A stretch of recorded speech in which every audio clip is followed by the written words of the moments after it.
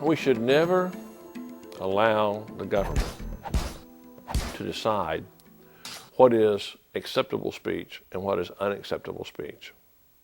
We should penalize behaviors, not opinions, and not speech. If you start trying to regulate speech, you start trying to regulate thoughts, you start trying to regulate beliefs rather than behaviors, there's no way that you're not going to abridge the constitutional rights of millions of Americans.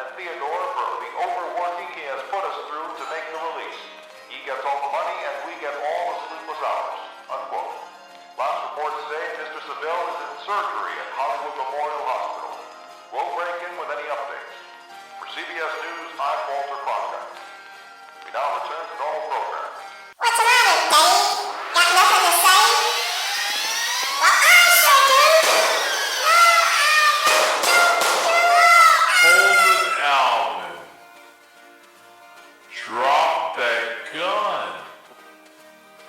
You guys are right over there. Theodore? Simon? Yeah, I should say so. Get that idiot out of here! It's a good thing you guys showed up when you did. You'd probably be dead right now, just like Dave. San Quentin, Alvin's last home until his untimely death in 1972. Guarded day and night, spending more time in solitary confinement than with most of the general prison populace. Where did this anger come from? Why did he lash out at others, even threaten prisoners? In our search for answers, we found more questions than explanations for his bizarre behavior. One prisoner we interviewed said that Alvin's demeanor was of someone who wasn't happy and even feared for his life every second. Was Alvin able to assimilate into prison life? No, he was paranoid of everyone he interacted with. He looked for a fight. We know that he did escape from the pen a year before his death. Did he have co-conspirators who helped him? I never knew of anyone else who worked with him. That doesn't mean he didn't have help from the outside. If you remember, he disappeared for almost a month before showing up at KCHPM 660 in Hollywood. Then the police surrounded the radio station and apprehended him. Where did he get the gun, I ask you? Whoever helped him got it for him. I never heard they found that accomplice he had either. We investigated that link, but we never found anything. Zero.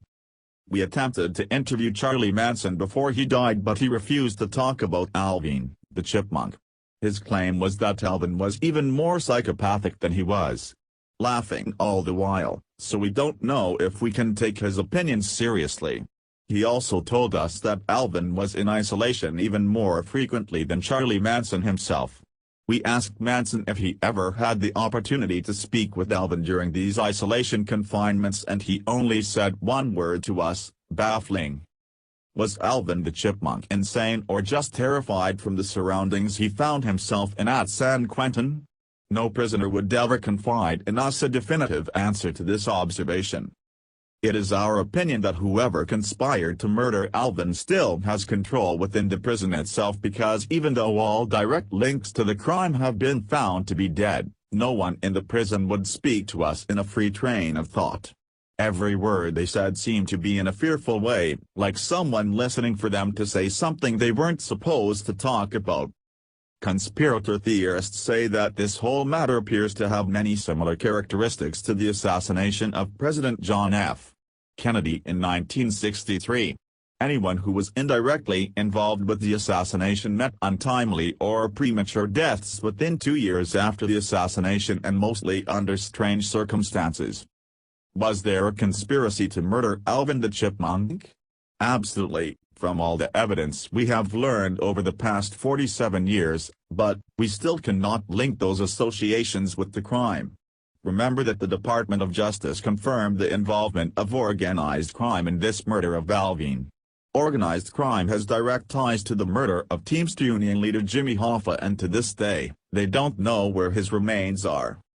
Today in California, many representatives of the state legislature have expressed desires to close San Quentin State Prison, saying it is an inhumane detention center.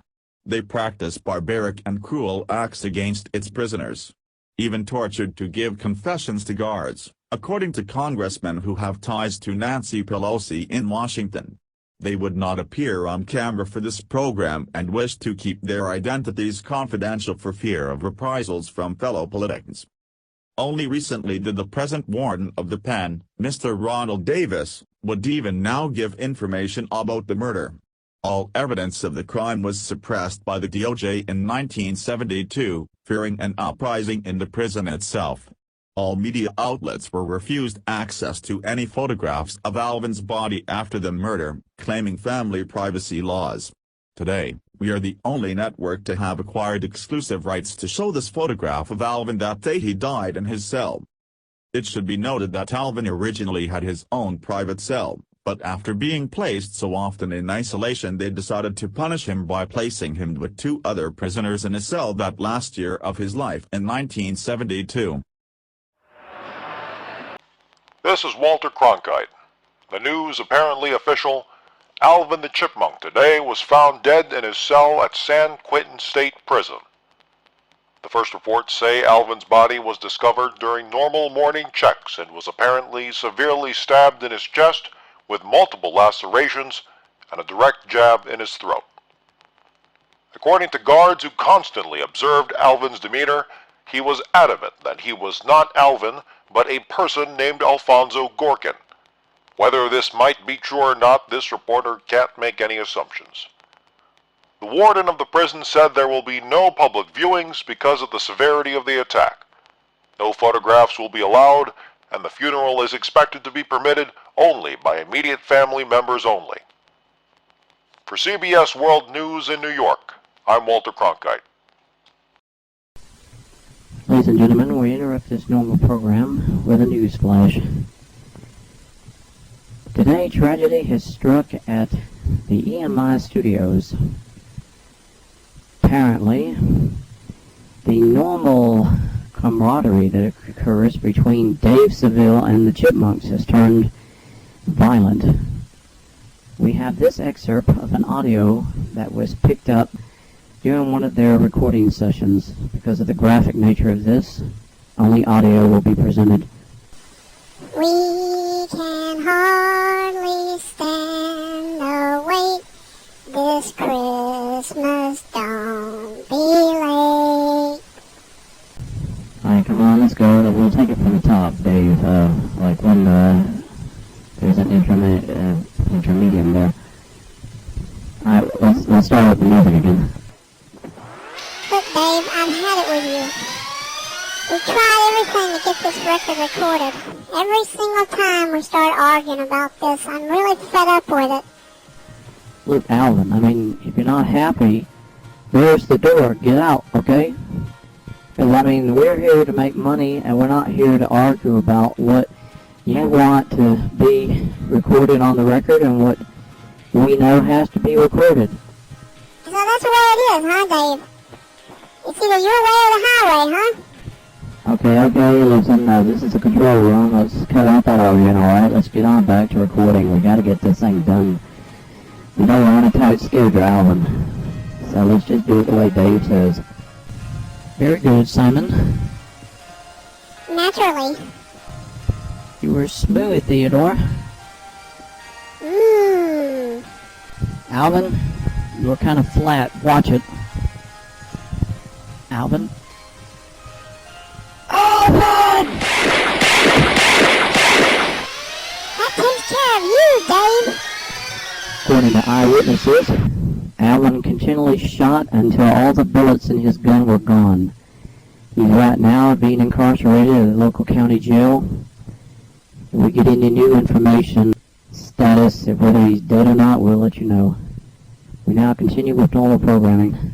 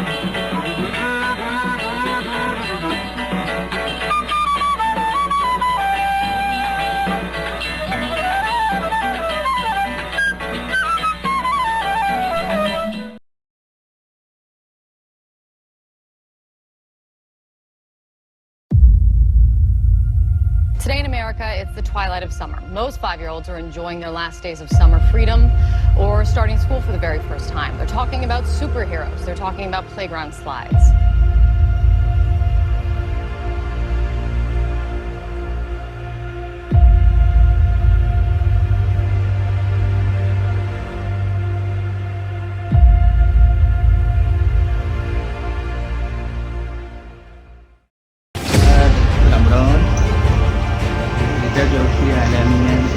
Is Omran. He lives with his mom, his dad, and his brother and sister. Their home is inside Aleppo, Syria. It was hit by a bomb.